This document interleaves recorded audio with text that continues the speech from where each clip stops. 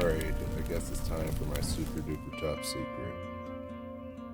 A little special thing about ribs that I just found last year, and it was kind of a happy accident.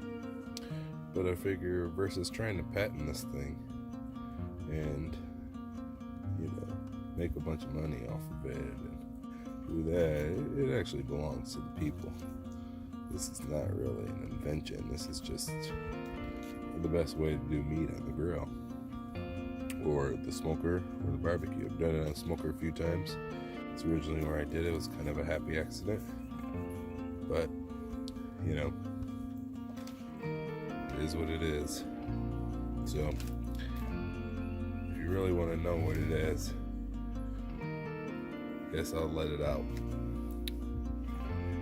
It's something a little bit about that. That's not really just frozen water.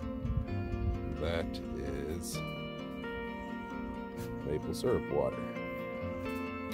As I was boiling down maple syrup water, I found out that the crystals cook onto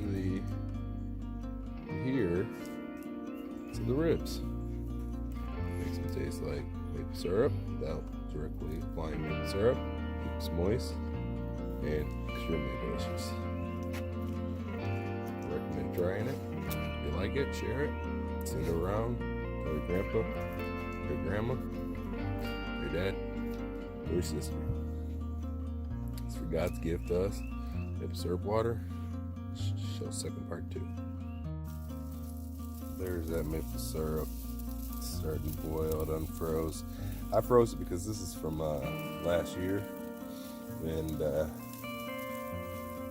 we kept some, and we're always doing some, so I figured let's experiment a little bit with some of this. Let's try it. Essentially, we're just using the crystallization and vapors in it to make delicious ribs. It takes a little time, always good. I like to do a little 250, some 200, 225. Depends if, I'm putting it over water or straight.